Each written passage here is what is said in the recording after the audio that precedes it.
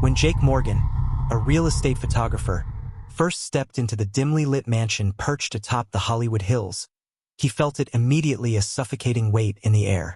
The house, once the residence of Bela Lugosi, the legendary actor who embodied Count Dracula, had been unoccupied for years. Yet Jake could have sworn he wasn't alone. The house was a Gothic masterpiece, a relic of old Hollywood. Its ornate arches and heavy, velvet curtains seemed to hold secrets within their folds. The cold hit him as soon as he entered, not the ordinary chill of an old house, but an unnatural, biting cold that clung to his skin. Old insulation, Jake muttered to himself, though his unease only deepened when the front door creaked shut behind him as if nudged by unseen hands. Jake's job was simple: capture photos to help the property sell. But every step he took felt invasive, as though he were walking into a space that didn't want to be disturbed. In the main parlor, Jake's camera refused to focus. The viewfinder blurred and distorted, and every image he managed to snap came out smeared with shadowy streaks. Frustrated, he stepped back, adjusting his lens. That's when he saw it. A dark figure standing at the edge of the room, barely discernible but unmistakably human-shaped. Jake froze, his pulse hammering in his ears. "Hello?" he called out, his voice cracking in the cavernous silence. No answer. The figure didn't move, and when Jake finally summoned the courage to glance at it again, it was gone. By the time Jake reached the second floor, he was drenched in cold sweat. The upper level was eerie, thick carpet muffled his footsteps, and the air was heavy with the scent of mildew and something sweeter, like decaying flowers. One room in particular drew his attention, the former master bedroom. It was said to be Bela Lugosi's favorite place, where he often stayed up late rehearsing his roles. Jake hesitated before pushing the door open. The room was pristine, as though someone had meticulously maintained it despite the house's neglect. A grand four-poster bed stood in the center, its dark sheets untouched. On the wall hung an antique mirror, its surface dulled with age. Jake raised his camera to take a shot, and that's when he saw it movement in the mirror. Not his reflection, but a shadow gliding across the glass. He spun around, camera clattering to the floor, but the room was empty. The temperature plummeted further, and his breath puffed out in visible clouds. Then he heard it, a low, guttural laugh that seemed to reverberate from the walls themselves. Panicking, Jake scrambled to gather his equipment and bolted down the stairs. But the house wasn't done with him yet. As he reached the foyer, the chandelier above began to sway violently, its glass crystals jingling like sinister wind chimes. He didn't wait to see what would happen next. Jake yanked the front door open and fled into the sunlight, gasping for air. Later, as he reviewed the photos in his studio, Jake discovered something that made his blood run cold. In nearly every image, a dark silhouette loomed in the background, a figure wearing what looked like an old-fashioned cape, its face pale and gaunt. And in the final shot, taken in the master bedroom, the mirror reflected not Jake, but the unmistakable visage of Bela Lugosi, his eyes burning with an otherworldly intensity. Jake never returned to the house, but he didn't have to. The story of Bela Lugosi's ghost followed him, etched into every photo he took that day. The house still sits on the hill, unsold and untouched, its shadows waiting for the next visitor who dares to disturb them. Weeks passed, but Jake couldn't shake the feeling that something had followed him home. At first, it was subtle. The sound of faint footsteps in his apartment when no one else was there, the lights flickering despite new bulbs.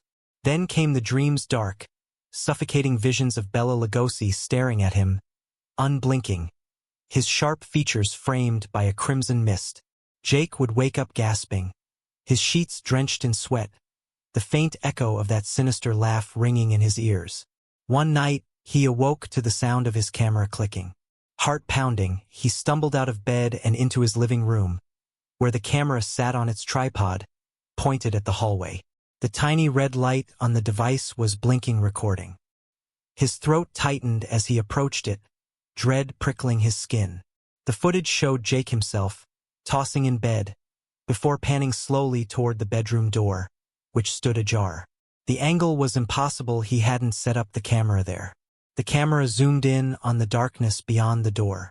A shape began to emerge from the shadows, pale and angular, its movements deliberate but unnatural. The recording ended abruptly as the screen glitched into static. The next day, Jake drove to the edge of the Hollywood Hills, desperate to find answers.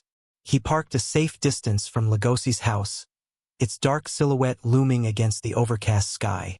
Armed with nothing but a flashlight and his camera, he hesitated at the front gate. It was padlocked, the chain rusted from years of exposure. Yet, as he stood there, the gate creaked open, seemingly of its own accord.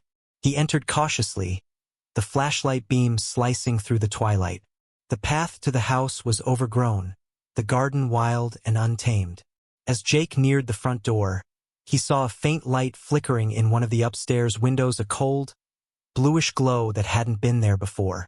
Inside, the air was heavier than before, oppressive with the faint scent of incense and decay. Every creak of the floorboards under his feet felt amplified, as though the house itself was aware of his presence.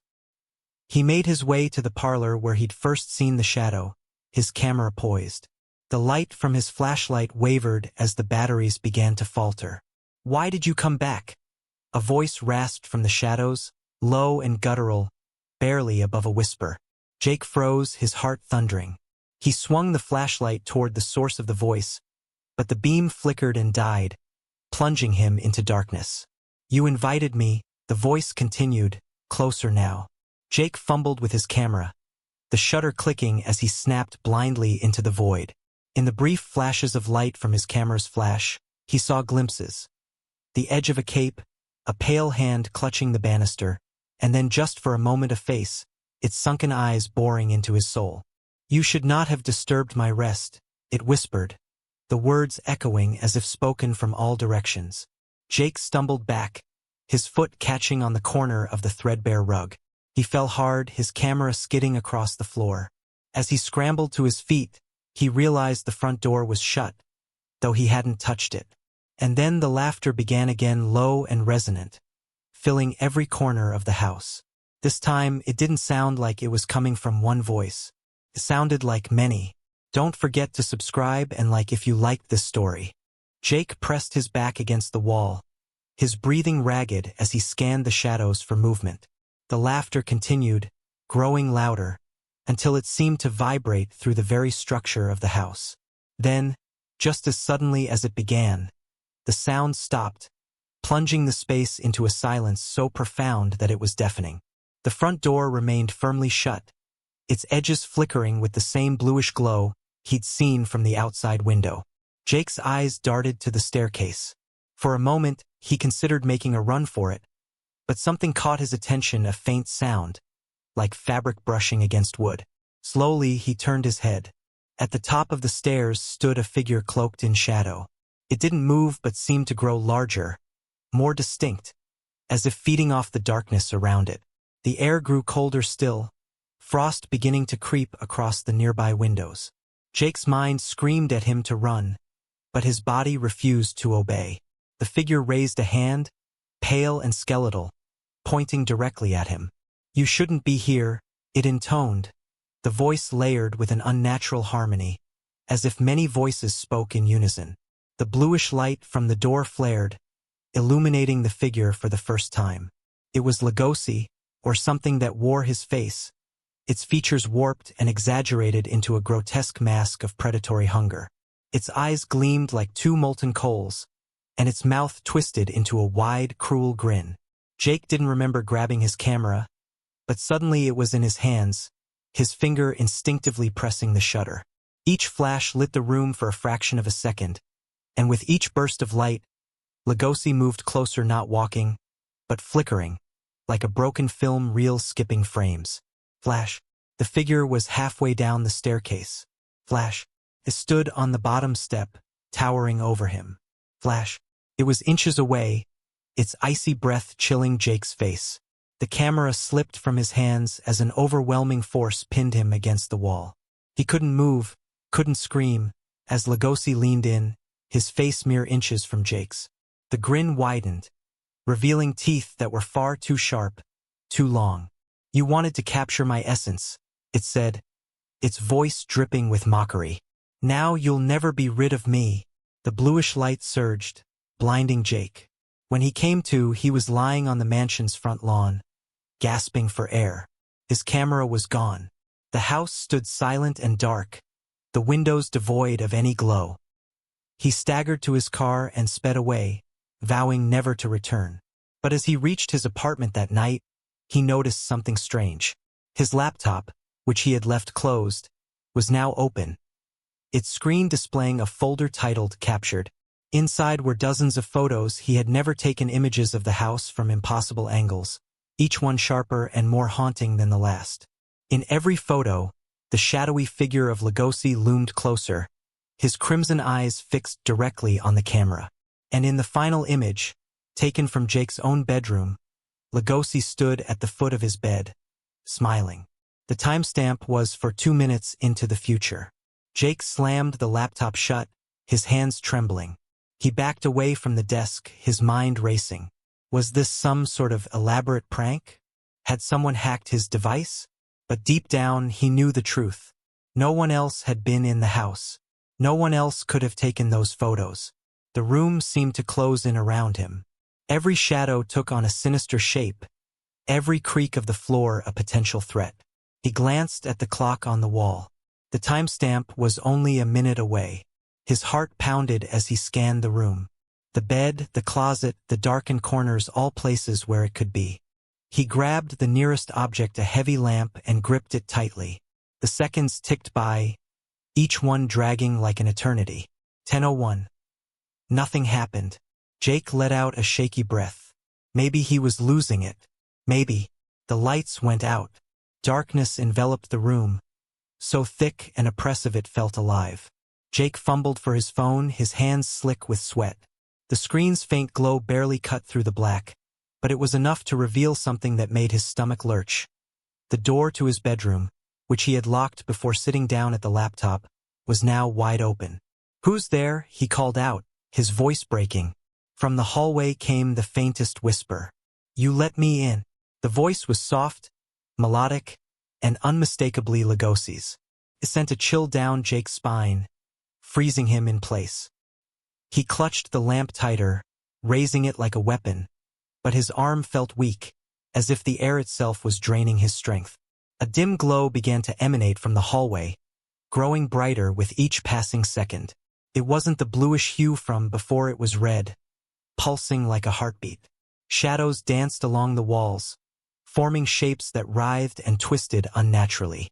Jake couldn't tear his eyes away as the glow reached the threshold of his room, illuminating a figure standing in the doorway. It was Lugosi, but not as Jake had seen him in the photos. This version was twisted, almost demonic, his face half shrouded in shadow. His eyes burned with that same crimson light, and his smile stretched too wide, showing teeth that seemed to gleam like polished knives. "You took something from me," Lugosi said, his voice smooth but laced with menace. "Now, I'll take something from you." The red light flared, momentarily blinding Jake. When his vision cleared, Lugosi was gone, but the room wasn't empty. Standing in the corner was a mirror one Jake didn't own. Its frame was ornate, antique, and unmistakably familiar. The surface shimmered, showing not Jake's reflection, but a dark, empty hallway stretching endlessly into the void. The whispers started again, low and unintelligible at first, then growing louder. Words formed, spoken in dozens of voices. Come closer." Against his will, Jake felt his feet move. The pull of the mirror was undeniable, magnetic. As he neared it, the hallway within seemed to come alive, flickering like old film. At the very end of the corridor, a figure appeared, walking slowly toward him. Jake recognized it instantly. It was himself. The other Jake's face was pale, his eyes sunken, his expression blank. He raised a hand, beckoning Jake forward. Behind him, shadows writhed, and within them, Jake could see faces distorted, screaming faces trapped in silent torment. Jake tried to turn away, to run, but his body refused to obey. His reflection stepped closer, its hand now pressed against the glass. And then, In a voice that was both his own and something far darker, it whispered, "It's your turn now." The mirror's surface began to ripple like water, and Jake felt an invisible force pulling him forward. No matter how hard he struggled, he couldn't break free. The last thing he saw before the darkness swallowed him was his own terrified face, staring back at him from within the mirror. And somewhere, far away, that laughter began again. Jake jolted awake in his bed, gasping for air. Sweat drenched his body, and his heart pounded like a drum. He glanced at the clock. 3:13 a.m. Was it a dream? A nightmare so vivid it felt real? He looked around the room, finding everything as it should be. The door was shut, the lamp he'd held earlier back on the nightstand. Relief washed over him like a warm wave. It was just a dream, he whispered, running a hand through his damp hair. But then he froze. On his nightstand, right next to his phone, sat an object that shouldn't have been there. A small silver pendant, shaped like a bat, its surface tarnished with age. He didn't recognize it. Tentatively, he reached for it, and the moment his fingers brushed the cold metal, a wave of nausea and dizziness hit him. His vision blurred, and for a brief moment, he wasn't in his bedroom anymore. He stood in a grand, dark hallway lined with portraits of Bela Lugosi, their eyes following him. The air was suffused with the faint, metallic tang of blood. The sensation passed as quickly as it came, and he was back in his room, the pendant still clutched in his hand. A faint whisper echoed in his ears, "You can't escape." Jake dropped the pendant as if it burned him. It clinked onto the hardwood floor, but when he bent down to look, it was gone. Over the next few days, Jake's life began to unravel. The photos from Lugosi's house reappeared on his laptop, this time with new editions images of Jake himself, asleep with a dark figure standing at his bedside. His reflection in mirrors grew untrustworthy. Sometimes it lingered a second too long, or moved when he didn't. Lights flickered wherever he went, and strange whispers followed him, just barely audible but maddening in their persistence. Desperate for answers, Jake began to research Bela Lugosi's life. He read about the actor's fascination with the occult, his strange rituals, and the persistent rumors that he had dabbled in things better left alone. One article mentioned the house Jake had photographed, claiming it wasn't just Lugosi's home, it was his sanctuary, the place where he performed his most secretive and dangerous rites. Jake's final clue came from an obscure blog written by a self-proclaimed paranormal investigator. The author mentioned an item, a cursed artifact Lugosi supposedly used to channel spirits. The description matched the pendant Jake had found on his nightstand. Determined to end the nightmare, Jake tracked down the blogger, a middle-aged man named Victor Reynolds, who agreed to meet him at a small diner in Echo Park. Victor was unshaven, his eyes tired, as if he'd seen too much. "You're playing with fire," Victor said after Jake explained everything. "That pendant, it's not just cursed. It's a key. And you've already unlocked the door." "A door to what?" Jake asked, his voice trembling. Victor leaned in close, his voice dropping to a whisper. "Not what? Who? Lugosi isn't just haunting you. He's invited you to take his place." Jake's stomach churned. "Take his place? What does that even mean?" Victor shook his head. "I don't have all the answers, but I know this. Once he marks you, it's only a matter of time. The shadows you see, the whispers, they're not warnings. They're preparations." "Preparations for what?" Jake pressed, his frustration mounting. Victor's expression darkened. "For the ritual to finish." Before Jake could respond, the lights in the diner flickered, and a cold draft swept through the room. Victor's face paled, and he gripped Jake's wrist. "He's here." The windows of the diner rattled violently as the faint sound of laughter filled the air, low and guttural. Jake turned toward the door, and through the glass, he saw the unmistakable silhouette of Bela Lugosi standing beneath a flickering street lamp, his eyes glowing red. Victor squeezed Jake's wrist tighter. "You can't run. The only way out is through." Before Jake could ask what he meant, the diner lights went out entirely, plunging them into darkness. And then the whispers returned, louder than ever, forming words Jake wished he hadn't understood. "It's time." The whispers grew louder, overlapping in a chaotic symphony of voices that seemed to come from everywhere and nowhere. Jake clutched the edge of the table, his knuckles white. Victor stood, his face illuminated briefly by the flicker of a match as he lit a candle he'd pulled from his bag. "You have one chance," Victor hissed, his voice trembling. "We need to confront him. Deny his claim. If we fail," he didn't finish the sentence. He didn't need to. The oppressive cold in the room made the consequences painfully clear. The candle's faint light barely held the darkness at bay. Outside, Lugosi's figure stood motionless beneath the street lamp, his crimson eyes piercing through the glass. Jake's breath hitched as Lugosi raised one hand and pointed directly at him. The shadows in the diner seemed to surge forward, consuming the walls, the floor, everything. "Focus!" Victor barked, yanking Jake to his feet. "He thrives on fear. Don't give him that power." But it was too late. Jake could feel it, the pull, the unrelenting gravity of Lugosi's presence dragging him closer to the void. The pendant was suddenly in his hand again, cold and heavy, its surface pulsing faintly as though alive. "What do I do with this?" Jake shouted, panic rising in his voice. Victor grabbed his shoulders, forcing him to meet his gaze. "It's a tether. Destroy it before it consumes you." Jake hesitated, the pendant's icy weight anchoring him in place. Destroying it felt impossible, as though it were an extension of his own body. A terrible thought crept into his mind. If I destroy it, will I go with it? Before he could act, the shadows coalesced into a towering figure. Lugosi stepped forward, no longer confined to the street, but standing inside the diner, his presence warping the air around him. His smile widened, revealing teeth too sharp, too monstrous. "You are mine," Lugosi intoned, his voice deep and resonant, reverberating through Jake's very bones. "You sought me out. You crossed the threshold. Now you belong to me." The pendant began to burn in Jake's hand, searing his skin. He screamed, dropping it onto the table, where it pulsed violently, cracks forming along its surface. Victor moved quickly, pulling a small vial of liquid from his bag. "Holy water," he explained, uncorking it with trembling fingers. "This should sever the connection."